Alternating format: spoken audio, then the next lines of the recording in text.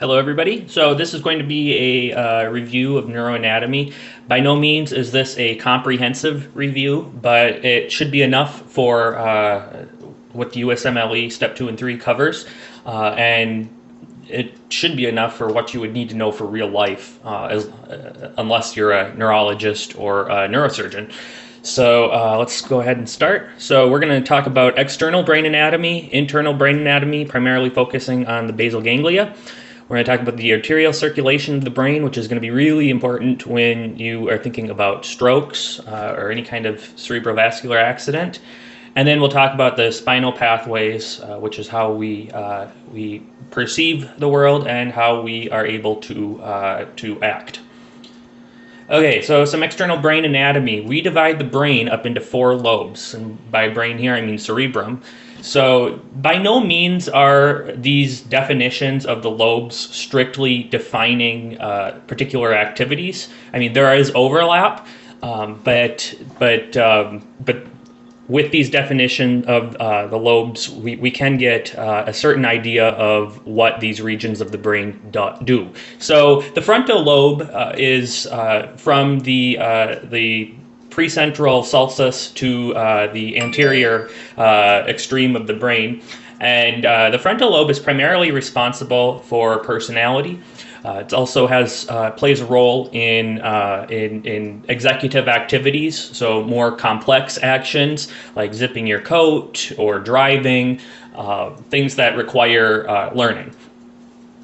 The temporal lobe contains your primary auditory cortex, and that's easy to remember because it's right next to your ears. The parietal or the occipital lobe contains your primary visual cortex, so it plays a really important responsibility in the visual pathways. Now, the parietal lobe is unique in that it is sort of plays a role in integrating input from your frontal, occipital, and temporal lobes. So what it does is it can combine your what you see, what you hear, what you feel, and help you sort of make decisions on that. So it sort of plays a higher role in that regard. We don't totally understand it yet, but that's sort of the responsibility of the parietal lobe. And it makes sense because it's right in the middle of all the lobes. When you have injury to the parietal lobe, you can get what's called hemispatial neglect. So if you have an injury to one side of the parietal lobe, you are unable to integrate senses from the opposite side of the body, and so you neglect that entire part of the body. That's a more complicated idea. We'll talk about it later on when we talk about injury. On the inside of the brain, you can see here the cerebellum that corresponds right here. So the cerebellum is a part of the brain that's responsible for fine motor control. So you might not need your cerebellum to walk necessarily, but if you're going to go on a balance beam, your cerebellum is going to be really important.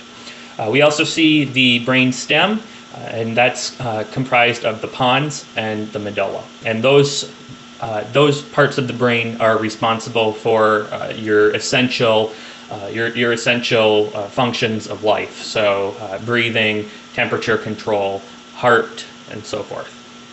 And it receives input from the hypothalamus.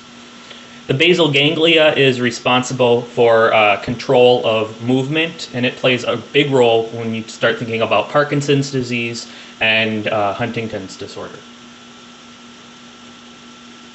So there are a couple sulci of the brain that are important to know about. So one is the central sulcus, and the other is the precentral sulcus. So the central sulcus is, if you're looking at the brain from laterally, so if you're looking at it from the right or from the left, the central sulcus is the deepest sulcus that you see, and it's right approximately in the middle. And then the precentral sulcus is about the second deepest sulcus that you'll see on the brain, and that's anterior to the central sulcus. So just look for the 2 deepest sulci on the brain, and the one that's posterior and a little bit deeper is central, and the one that's anterior and a little less deeper is precentral. Now, why is this important? because right in between the precentral sulcus and the central sulcus is your motor cortex. And the motor cortex is responsible for generating movement. Posterior to the central sulcus is your sensory cortex, and that's what is responsible for perceiving sensation. So if you were to take a cross-section of the motor cortex, or the sensory cortex for that matter, you would see that if you saw what each of these parts are responsible for, you would see that there is an organization. So the neurons, for instance, from the tongue go to this very lateral part of the motor cortex. So we're taking a cross section here and we're looking at it frontally. We're looking at it at the front. So your tongue would be the most lateral, then your jaw, your lips, your eye, your brow. Your fingers are sort of on the corner here, then your hand, your upper extremity, your hips are on the top here, your lower extremities in the middle, and then your genitals are on the most middle and inferior part of the brain. And then it would be the mirror image on the opposite side. So what you should take from this is the disproportionality. So you've got your face takes up about 1/3 of this entire motor cortex. So you have a lot of ability to control your face, and by control I mean fine control. Your upper extremity takes up about another third. So if you just have your face and your upper extremity, which is only a small part of your body, relatively speaking, that takes up about 2/3 of the motor cortex. And that's going to be really important because what are the things that we do the most important activities we do? They're with our hands, they're with our fingers. So that takes up a good part of your motor cortex, and for good reason. It gives us more control. The hips, lower extremity, and the genitals take up only a small part of the motor cortex, relatively speaking. And the sensory cortex is similar in distribution to the motor cortex. Now, this is going to be also important when you think about arterial supply. So the supply to the lateral part of the brain is the middle cerebral artery. So a infarct to the middle cerebral artery is going to affect your face, your fingers, your hands, and your upper extremity.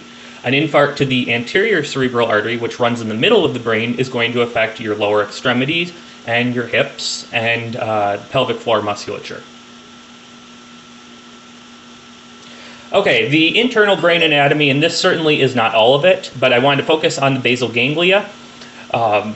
The parts that you really should know, of course, are the corpus callosum. The corpus callosum is a communication from one side of the brain to the other, and it's responsible for communication and sort of your ability to integrate one side of the brain to the other.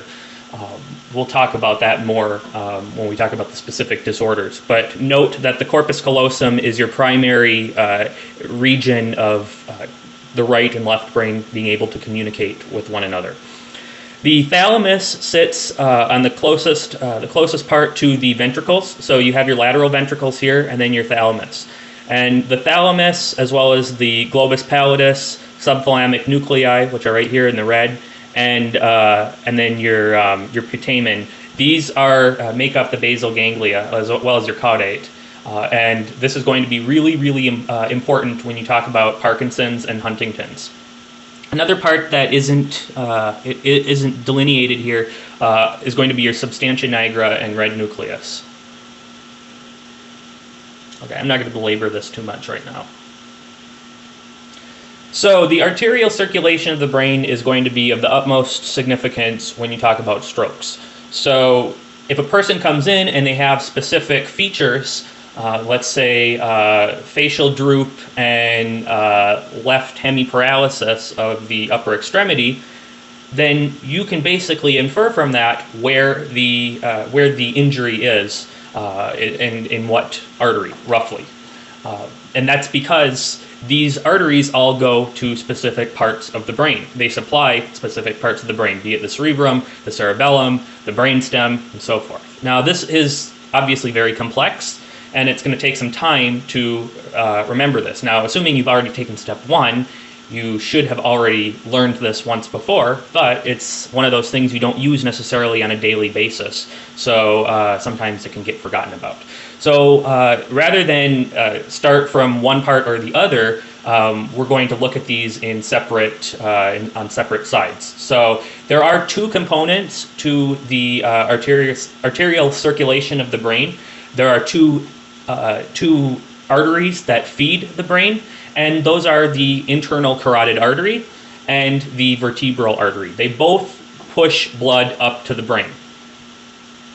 So you've got two areas of circulation here.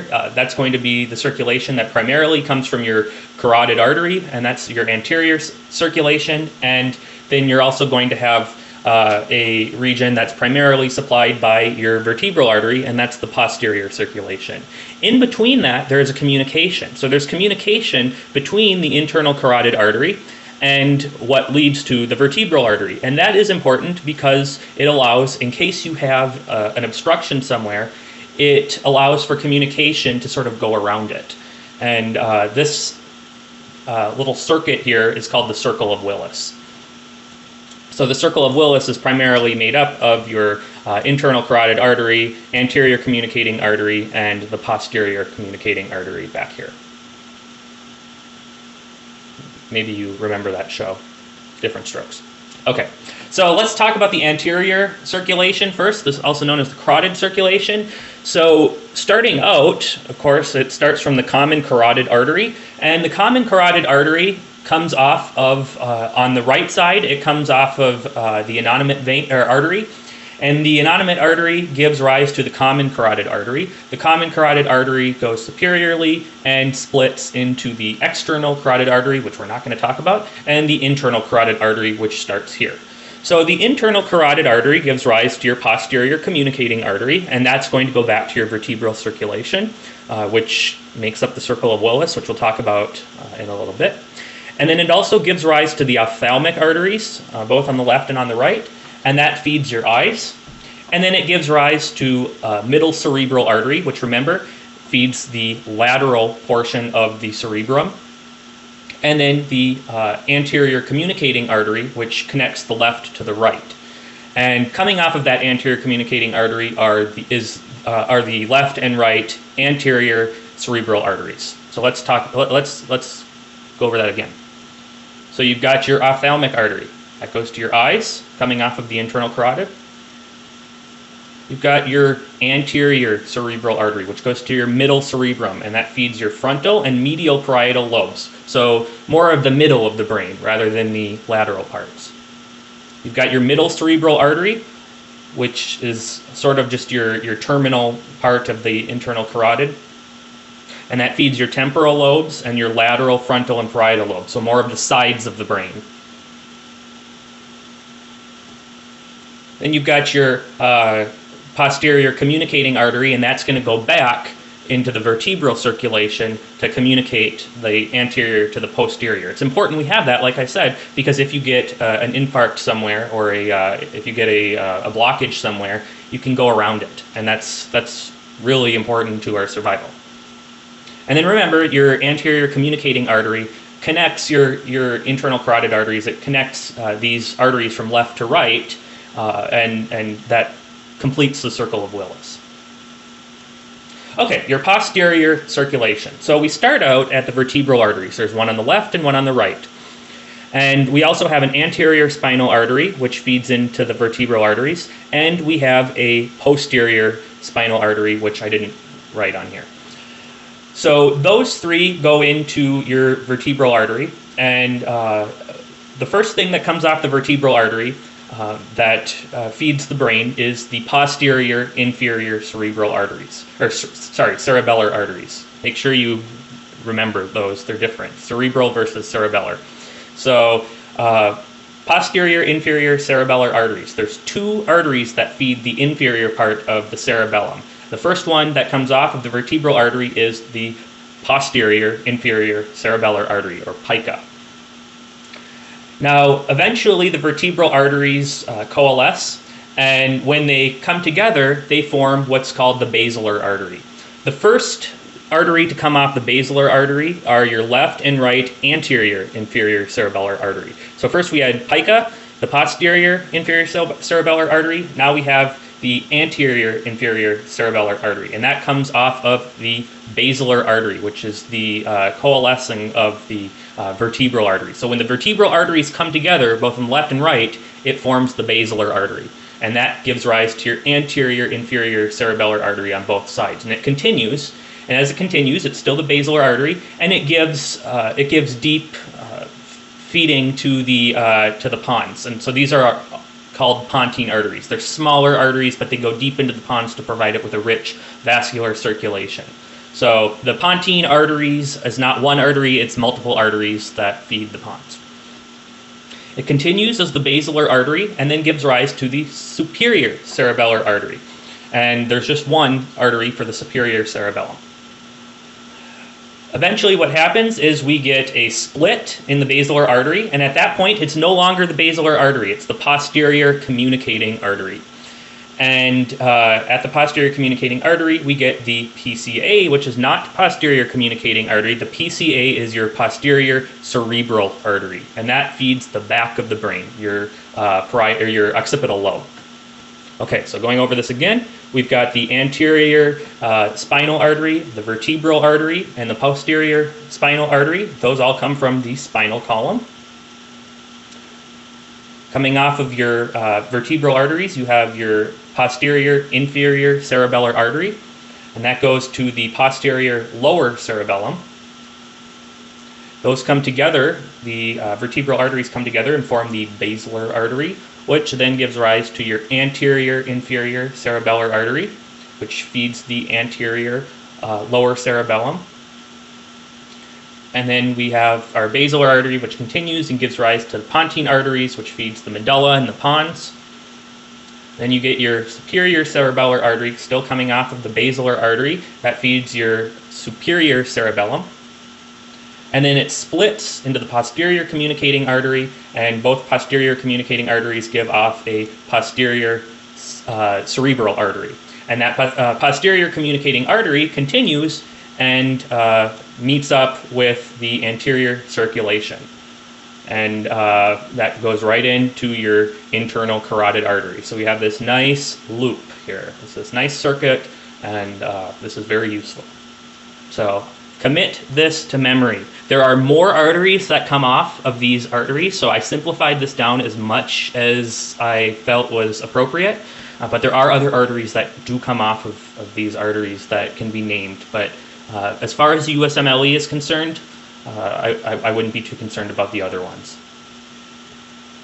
Okay, so this is another look at that circuit. And so now we're looking at it from the side. So we're only looking at one side of the circulation. So you can see how we've got the common carotid artery coming up off here, splitting into the external and internal carotid artery, gives off the ophthalmic artery, gives off your posterior communicating artery, and then your anterior cerebral artery and middle cerebral artery. And that middle cerebral artery is sort of coming off the posterior communicating artery, or anterior communicating artery, sorry. I don't have that listed on here, but it is, trust me. Okay, and this area here in the pink is the circle of Willis. That circle of Willis is just sort of the circle that is made up of the posterior communicating artery and the anterior communicating artery. This area right here. This part here that I've got dashed, that's just the other side. So you can see part of the other side on here, but that's just the other side. So that's the right part of the posterior communicating artery, and this is the left part here. And then here's our vertebral circulation, our vertebral artery giving rise to pica, and then anterior inferior cerebral or cerebellar artery, your basilar artery with the pontine arteries, your superior cerebellar artery, and then your posterior cerebral artery. And then it goes into your posterior communicating artery, which forms your circle of Willis. This is another look. So I'm not going to talk about these all again, but now we're looking up from the bottom, and here's the front here and the back on the bottom here. So this would be if you were looking from the bottom, but really if you wanted to make this 3D, obviously the vertebral circulation would be coming down at you through the screen inferiorly. And as would the carotid artery would be coming at you inferiorly. I wish I could make this 3D for you, but we're limited to the 2 dimensions of the computer screen. Okay, so one thing that this plays a big role in that you need to know as far as the circulation is berry aneurysms. And I don't want to spend too much time talking about pathologies and illnesses here because we're mostly talking about anatomy. But it is important to know as far as how we apply this. There are certain diseases that put you at risk for saccular or berry aneurysms, and those diseases, the most 5 common ones, which are both diseases and predisposing conditions, you can memorize by the mnemonic, which I don't have written on here, SHAME, S-H-A-M-E. And they are smoking, S, hypertension, H, adult polycystic kidney disease, which is the autosomal dominant form, which is A, Marfan's disease, which is M, and Ehlers-Danlos syndrome, which is your E. So S-H-A-M-E. Now, the most common places where we get berry aneurysms are the anterior communicating artery and your anterior cerebral artery. Then your posterior communicating artery, and then your middle cerebral artery. So that should say posterior communicating artery. PCA usually stands for posterior cerebral artery, but that's posterior communicating artery, and that's anterior communicating artery. But what's more important, though, is that if you have an aneurysm, it leads to bleeding inside the brain. And when you get bleeding inside the intracranial space, that's a subarachnoid hemorrhage. And subarachnoid hemorrhage is most commonly described as the worst headache of my life. So if you combine these 3, the anterior communicating artery, middle cerebral artery, and the posterior communicating artery, those would make up 75% of all berry aneurysms. Okay, so now we're going to spend the rest of the time talking about spinal pathways, and this is of the utmost importance when you think about what kind of symptoms do we get from a stroke based on where the stroke is at, and what kind of symptoms do we get if we have a spinal cord injury. So the blue, what's in the blue here are your sensory pathways, which of course are ascending because they come from where we sense the sensation, which is our skin or viscera.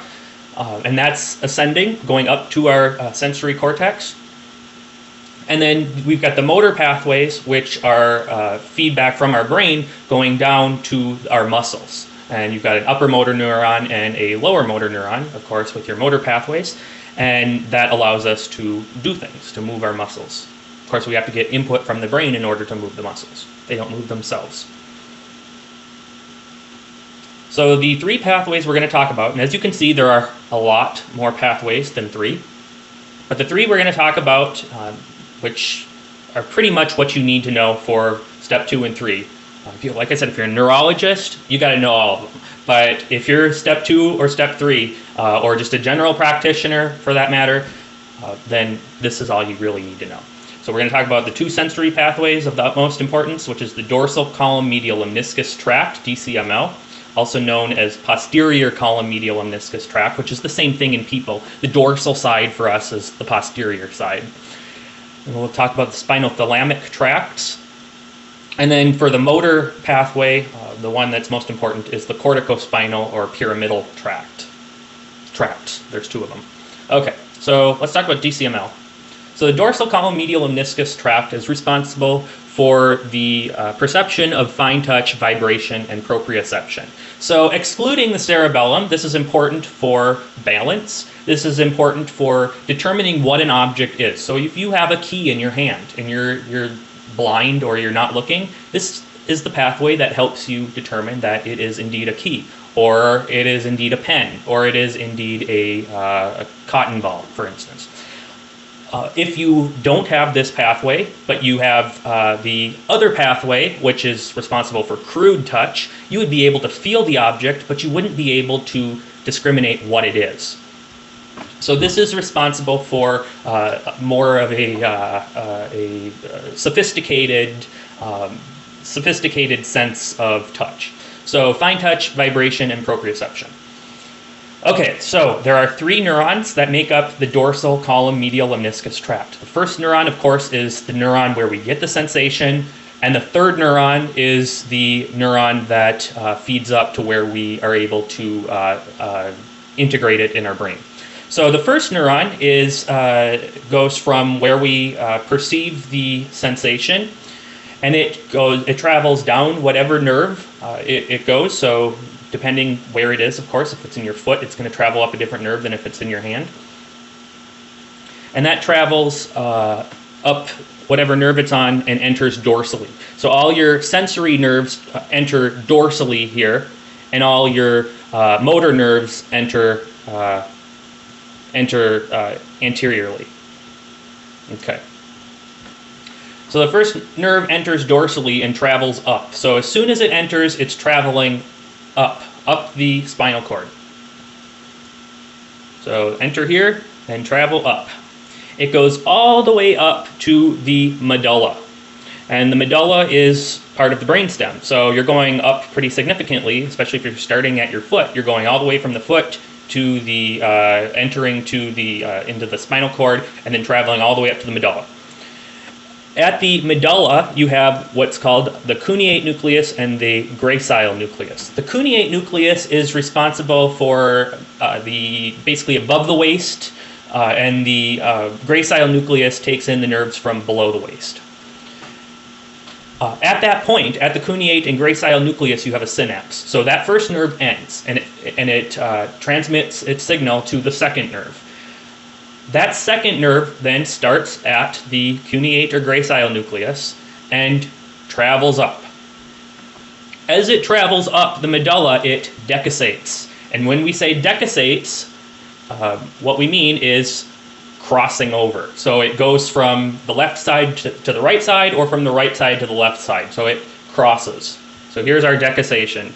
Right here, you can see where it crosses over right after it leaves the cuneate or gracile nucleus, and then it continues to travel up. Travels up the brainstem and goes to the thalamus. At the thalamus, you have a second synapse. So that second nerve ends and feeds to the third nerve. And the third nerve goes from the thalamus straight to the sensory cortex. And it can go to some other parts of the brain, but as far as we're concerned, it goes to the sensory cortex. So that is the dorsal column medial lemniscus tract. And I've just kind of put these numbers where it corresponds to what they're doing here. So here's the last part where it goes from the thalamus to the sensory cortex. So DCML is fine touch, vibration, and proprioception. Okay, how about the spinothalamic tracts? Well, there are 2 of them, but as far as we're concerned, they do the same. They don't do the same thing, but they travel the same way. They travel in different spots, but they travel the same. The manner in which they travel is the same. Okay, so the lateral spinothalamic tracts gives you your input of pain and temperature. Your anterior spinothalamic tracts gives you your crude touch and pressure. So if, for instance, you have an injury to your lateral spinothalamic tracts, you would lose the ability to feel pain, which you'd think that would be kind of nice because it's not fun to be in pain. But let's say, for instance, you're in an injured position and you're cutting off circulation to your leg, well, then that wouldn't be good. So pain is good. In some degree, but you have a lateral spinothalamic tract and an anterior spinothalamic tract. So here's your lateral here and your anterior here.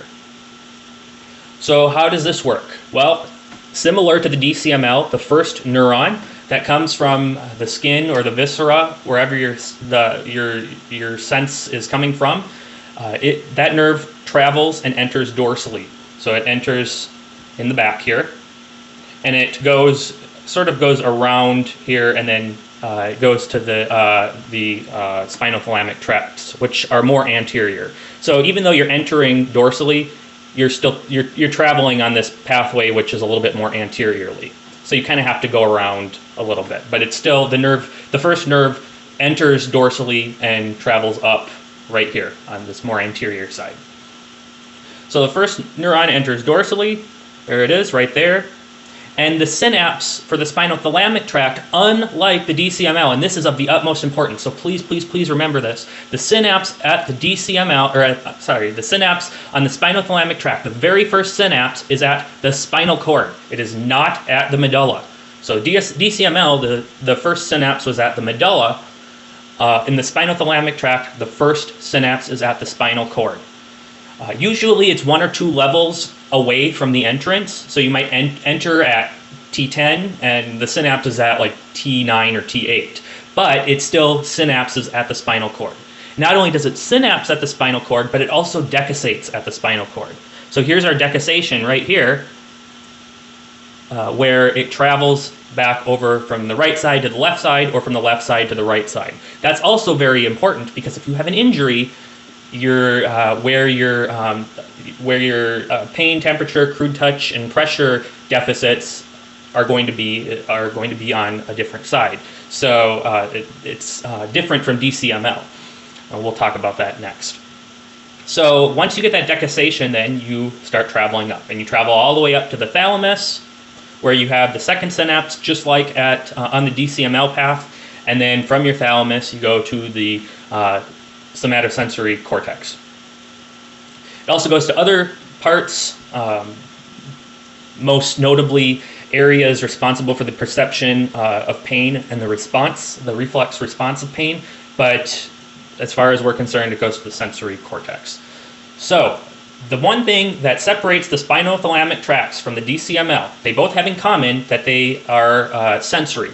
What they have what they have not in common is that the spinothalamic tract synapses and decussates at the spinal cord, whereas the DCML synapses and decussates at the medulla. So first synapse for spinothalamic tract is at the spinal cord, first synapse for DCML is at the medulla, and they both decussate at the same level. Okay, so just kind of talking about that again. Your DCML, fine touch and vibration. The decussation is at the medulla. Your spinothalamic tract is crude touch, pain, and temperature. The decussation is at the spinal cord. So if you have a spinal injury, then you're going to lose the ipsilateral fine touch and vibration below the injury. And that makes sense because those neurons haven't crossed yet. So if you get an injury at, let's say, T5, then everything that you're going to lose from the DCML is going to be on the same side of that injury. So if you injure your left T5, then you're going to lose your left DCML below that injury because it hasn't crossed yet. It doesn't cross until the medulla. At the same time, if you injure the T5, you're going to get your contralateral loss of crude touch, pain, and temperature below the injury because it crosses right away. So if you have an injury to your spine on, let's say, just the left side, for instance, you'll lose your fine touch and vibration below the injury on the ipsilateral side because there hasn't been a cross yet, there hasn't been decussation, whereas your loss of crude touch, pain, temperature will be on the contralateral side because the spinothalamic tract crosses immediately. At the same time, if you have a sensory cortex injury, so let's say you have a stroke, it's going to be contralateral for both because they both crossed already. So if you have an injury to your left sensory cortex, it's going to affect both the right DCML system and the right spinothalamic system because they've both already crossed. Even though they crossed at different spots, your sensory cortex is at the very, very end of this circuit, so you're going to lose on both. You're going to lose on the contralateral side because they've already crossed. So A good way to remember this is if the injury is before the decussation, you lose it on the ipsilateral side. If the injury is after the decussation, you lose it on the contralateral side. Okay, and then the corticospinal tracts. So this is different. This is a motor pathway. So unlike the other two that we talked about, this is a tract that starts at the motor cortex. So we're going the opposite way. We're descending. So we're starting at the motor cortex here. And the upper motor neuron, we have two nerves, an upper motor neuron and a lower motor neuron. The upper motor neuron is first, and it travels from the motor cortex all the way through the lower medulla. Now there are some nerves that decussate immediately, and there are some nerves that decussate later on. But as far as we're concerned, for the corticospinal tract, where you should consider it to decussate is at the lower medulla.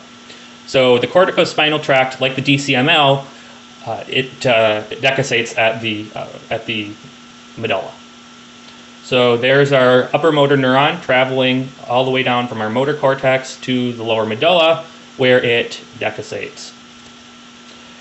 After the decussation, it continues traveling down the spinal cord, and it synapses with your lower motor neuron. And that lower motor neuron is the second neuron that's going to exit the spinal cord at the anterior horn. So remember that with sensory, it came in on the dorsal horn. With motor, it's going to leave at the anterior horn. And that lower motor neuron leaves at the anterior horn and travels to the target muscle. So the lateral versus anterior corticospinal tracts, the thing that makes them different is that your lateral corticospinal tract, which is your larger one here, that primarily is for limb musculature, so arms and legs, whereas your anterior corticospinal tract is responsible for your axial musculature, so abdominal muscles, trapezius, back muscles, paraspinal muscles, and so forth. And that is it, so forth.